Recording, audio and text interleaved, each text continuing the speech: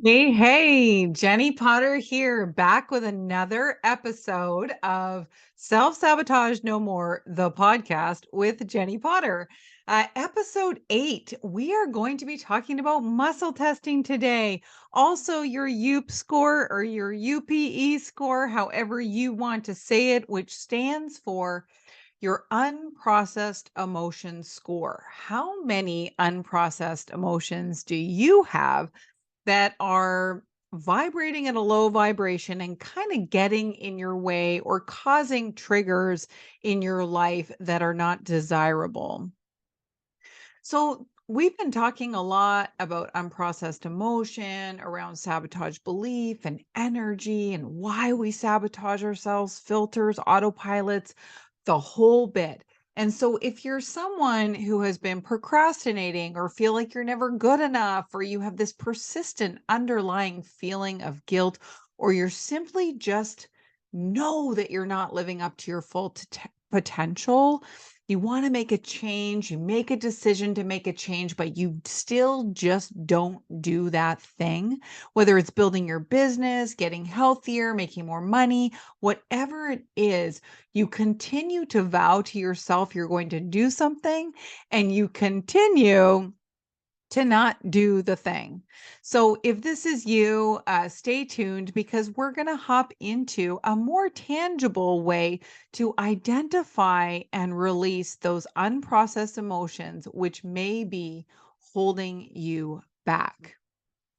And so, we talked about the alarm method in the last episode, and the alarm method is a very simple method. So, if muscle testing is not for you for whatever reason, the alarm method is a very tangible and usable technique to become aware of the emotions you're feeling or have felt in the past, locate where you feel them in the body, release them, and step into a new mantra. So, if you missed that episode, do check that out because it's a very simple step by step process, which I pretty much teach everyone that I work with how to use so that you can simply, in the moment, release your triggers, your past unprocessed emotions, and your current.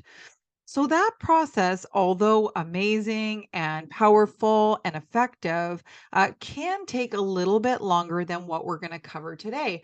Once you have the basics down with muscle testing, it's actually a very powerful technique to use.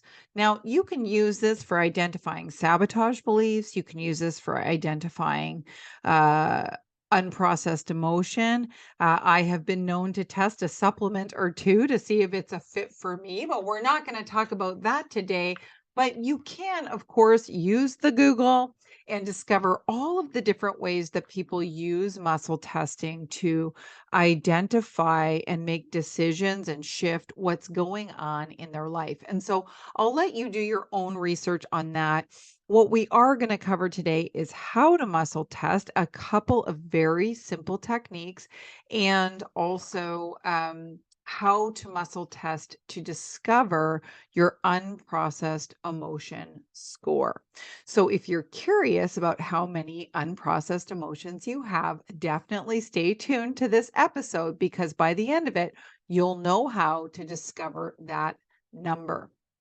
So, why would we do this though? Why would we want to muscle test and discover unprocessed emotions? Like, what's the point?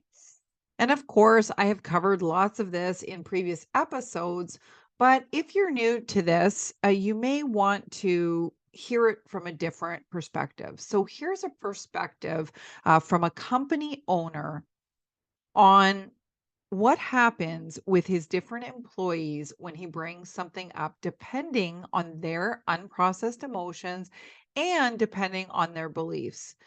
Your unprocessed emotions and your sabotage beliefs absolutely and completely affect your filter, how you hear things, and how you receive things.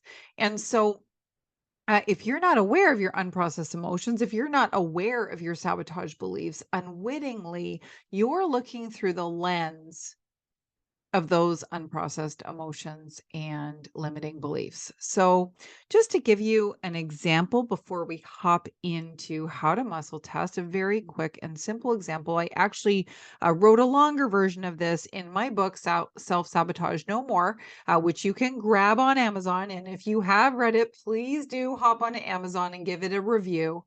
But in the most basic level, on the most basic level, emotions can affect how we hear something. So I'm going to give you this example. So, company owner makes a decision. He looks at his social media and decides, like, whoa, my team, which is made up of, let's say, 4 people, my team is not doing enough on social media. This event we're having is coming up soon, and it feels like no one's posting. Okay, so I see that some team members are posting, but I feel like we could post more. And so he brings this to a meeting. Okay, let's pretend we're all on Zoom. Everyone's cameras are off, including company owners. So you're just using your listening. And you hear the owner say, your boss say, hey guys, uh, I've noticed the events coming up, and there doesn't seem to be much on social media around it. I'd really love it if everybody could increase how much they're posting on social media leading up to the big day. Okay. And so let's just pretend, for example's sake, that each member of the team has posted the exact same amount for the last 30 days. Okay. They've posted at the same time of day, the same posts every single day, all of them. They all have access to stuff that they can post on their social media, and they all have been posting once a day for the last 30 days. Okay. So the first team member immediately feels sick to her stomach. She feels sick in her stomach, and she instantly gets freaked out, like, "Oh my gosh, he's mad at me. He thinks that I'm dropping the ball. He thinks I'm not pulling my weight. Um, I feel like I should just quit right now." Like, it's so stressful for her, okay? She feels like an imposter. She feels like she's not worthy to be on the team. Um, and she kind of gives up a little bit. Like, she posts twice as much as she was posting, but in her heart feels like she's been found out. The second team member has the thought, ooh, yeah, he's right. I could be posting more. I better put it in my day timer or an alert in my phone so I don't forget. I haven't really been into this event that much. And this person leaves the meeting feeling like she failed, but is like kind of motivated to post more and excited to show up more powerfully. Okay. Third team member feels guilty. Oh my gosh. I totally should have posted more. I'm going to post more than anyone else on the team. Gets super excited and just starts posting like a like a maniac. Okay. The fourth team member, and I know I said 4, but we're going to have 5 team members. The fourth team member is choked. Like, she is mad. She's like, I can't believe that he would ask us to do this. I can't believe that he wants us to post more. I'm already posting once a day. I'm actually so annoyed. This is a perfect example of what a toxic boss is like. And instead of posting more, she starts to do passive aggressive comments in her social media, shaming toxic bosses with high expectations. Okay. Member number 5, he's actually kind of cool about this feedback. He goes, "Oh, okay. Boss wants us to post more. I've been posting once a day. I'm going to post a couple times a day." And literally, the meeting almost has no effect on his day at all, other than he adds to his day timer to post an extra post daily as the event approaches. So, this is a really good example of how emotions and beliefs can get in the way. One team member is feeling guilty, one is angry and feels attacked, one is unaffected completely and understands that the boss wants us to post more. One feels humiliated, and one is scared. Scared she's going to lose her job, fearful of what's coming. And so hopefully I described those examples well enough that they were all a little bit different for you to understand that when each of these team members were younger, most likely, they created some beliefs or had some unprocessed emotions around those the energy of those feelings. So guilt, anger, fear, humiliation, okay? And so everyone except for the last team member who hears what the boss said. What the boss said was, "Can you please post more coming up to the event?" What the other team members heard was, "He's found me out. He knows I'm an imposter. I'm in trouble. I'm caught. He's a jerk. He's toxic." Okay. And so just to understand that these unprocessed emotions, we want to identify them with muscle testing so that we can clear them, so that when someone gives us feedback or we hear a direct direction or we have a conversation with a friend or our significant other, we actually hear what they're saying versus hearing what they're saying through our filter of unprocessed emotions or limiting beliefs. And so, with muscle testing, what does muscle testing have to do with this? You might ask. And so, there's many ways to discover and then release unprocessed emotions. Like this is not new to the scene. Counselors and coaches and healers have been working with unprocessed emotions for hundreds of years. And so there's many ways. There's meditation. I know one woman who I've already spoke. I already mentioned her book in a previous episode. She used tuning forks to identify emotions in people's space. There's all kinds of science around this using ecolocators, and acupuncture deals with unprocessed emotions. You can use guided meditations. You can use prayer to identify and release unprocessed emotions. Muscle testing is just another safe and easy way to locate. Again, I've given you the alarm method. So if muscle testing isn't your thing, just hop back one episode, review, or go to jenniepotter.com and download the alarm method summary. And you can walk through identifying and releasing unprocessed emotions with that method. But for speed's sake, it's kind of cool to use muscle testing. So, what is muscle testing? Muscle testing in the most simplest of descriptions, and I'm not going to get too deep into the science behind this. People study this stuff for years, get kinesiology degrees, and use this for their practices as doctors. But just at the most basic level, this is a diagnostic procedure that leads to essentially an identification of something that's going on in the body. And so, this is a way that we can tap into the body's energetic field. And remember, we were talking about vibration before, how we're all made up of energy and synapses. This is a way to talk to that. Okay. This is a way to talk to your body. And so you can use this for yes and no questions. And so this is something you can also use for long distance healing. So for those of you who do healing or coaching distance wise, you can also muscle test on behalf of your clients.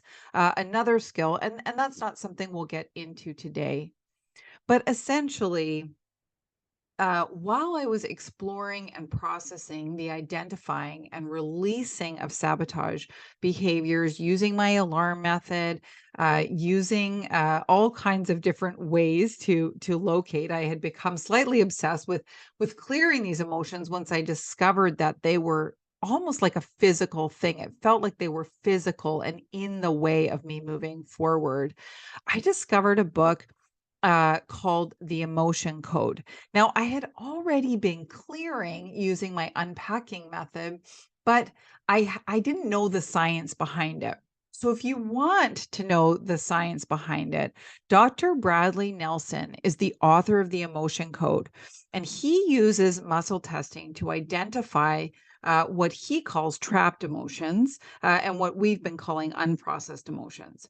He spent, sorry, decades studying and crafting a method that helps people identify and release what he calls trapped emotions. So, if you want to geek out on an amazing book around emotions and muscle testing, this has all the details from a researcher's perspective. So, again, that's the emotion code. I'll leave that in the show notes by Dr. Bradley Nelson. He's also recently published The Body Code, which is a very cool book as well. And so these are extensive books with research for decades on how muscle testing works to identify. So, muscle testing can be used in the most simple of terms to communicate directly with the body and the subconscious. This is a skill that can come in super handy. Like I mentioned, I do this at the grocery store when I'm choosing whether I should be buying almond milk or coconut milk. And also, though, you can use this here for identifying sabotage beliefs, unprocessed emotions, and limiting set points, which we're going to cover in the next episode. And so, how the body responds can give us clues on what is stuck and what needs to heal. So, in addition to assessing the strength of an individual's muscle response, we can assess the body's energetic response to questions. So, biochemical, electromagnetic, physical, emotional, and mental responses all have impact on the body's energy field and subsequently register on the nervous system. When they register on the nervous system, they affect the muscle response, and how the body responds can give us clues on what is stuck and what needs to heal. So, how do we muscle test? Now, there is a video on my YouTube channel, Jennie Potter, the Jennie Potter YouTube channel. You can check out that video. Specifically, it's short and sweet and shows you a video on how to muscle test. But just to give you a verbal description of how to muscle test, it's quite simple. You can do it right now while you're listening, as long as you're not driving and you're able to stand up. There are ways to muscle test without standing up, and I will cover that as well. There's lots of different methods. I'm just going to cover two today. But I'm going to share with you what is known as most commonly as the sway test. And if you have heard about muscle testing or had someone muscle test you before, you may have held out your arm and had them push down and you push back. And if you were strong, it was a yes or a no, or if it was weak, it was a no or bad for you. And if it was a yes, it was strong. I like the sway test. And this is, so if you're standing up and you put your feet hip width apart, okay, and notice, you've probably never noticed before, but notice that you sway a little bit, okay? Your body is always doing these micro adjustments so that you can stand up straight. And so just stand there for a moment with your feet pointing directly forward, hip width apart. Make sure they're not turned slightly in or out. Relax your body. Keep your arms by your side and notice your sway. Ever so slightly, you're swaying. And to begin, you can ask the foundational question to check for accuracy. Now, the easiest question to ask is your name because you know what your name is. So I would say, is my name Jennie? Now, I know the answer to that question is a yes. And so I'm going to either slightly sway forward or slightly sway back, depending on whether I'm getting a yes or a no. So, is my name Jenny? I should fall slightly forward. Okay. So I'm just going to tune in. That might take up to 30 seconds for you to sway one way or another. Now, try, just for fun, try speaking a false name out loud. Okay. And tune into the movement of your body. If you think about it this way, you lean towards truth and you fall away from negativity and deceit. So at this moment, just look for which way your body sways. Okay. So now you can start to ask questions once you've got this down, and you can ask questions you know the answer to until you feel more confident. This does take a little bit of practice, but you can ask a question. So maybe the emotional question is, do I still have anger from my childhood? Okay. And if you fall forward, you get a yes. And so, can I clear that anger from my childhood? Yes.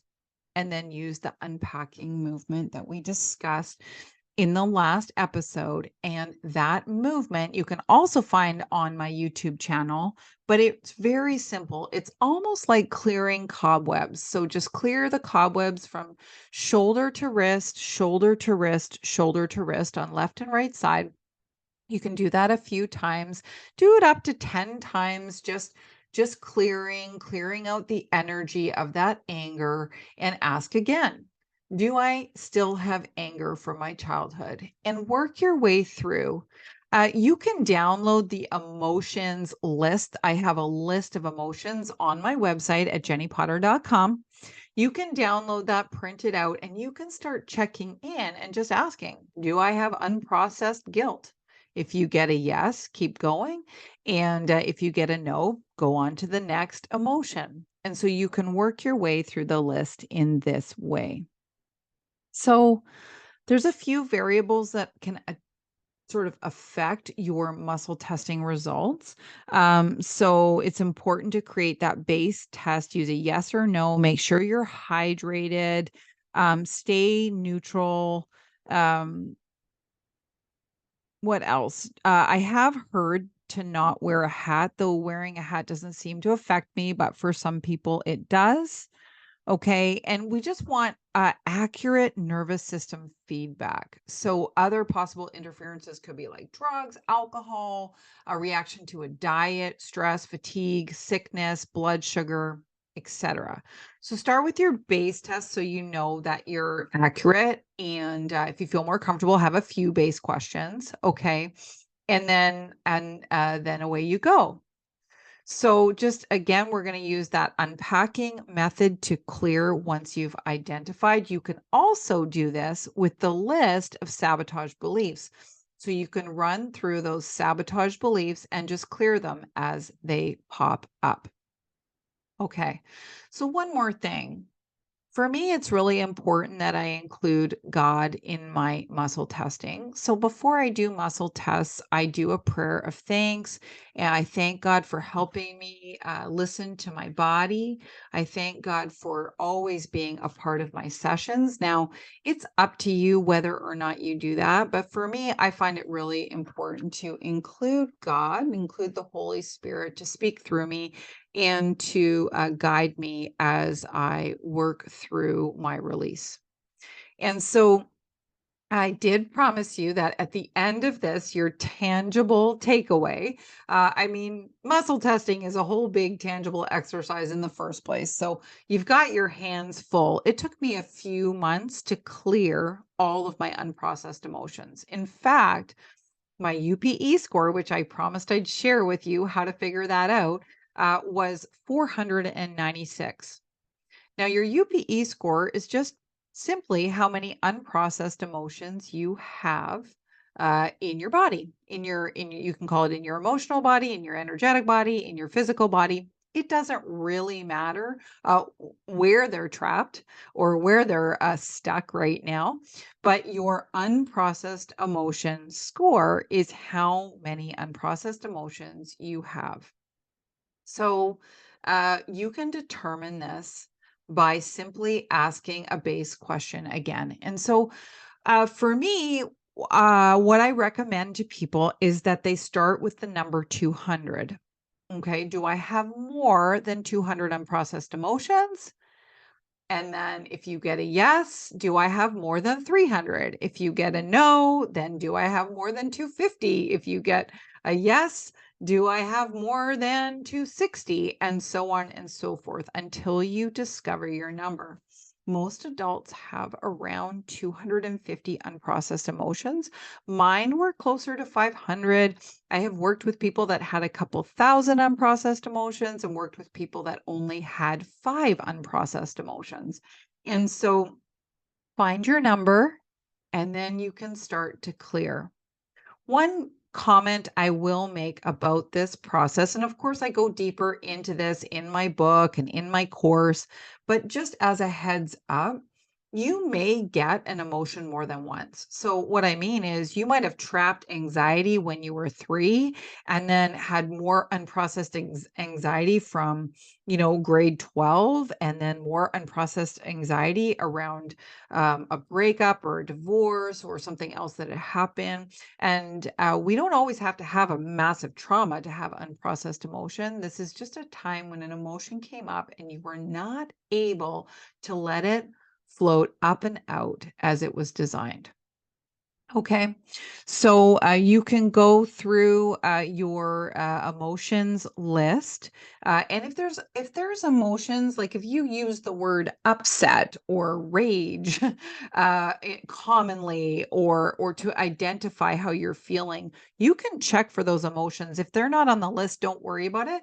My list is a very generic, commonly found emotions that are unprocessed in most people. But feel free to add your own emotions to that list and check for them. This was definitely a missing piece for me.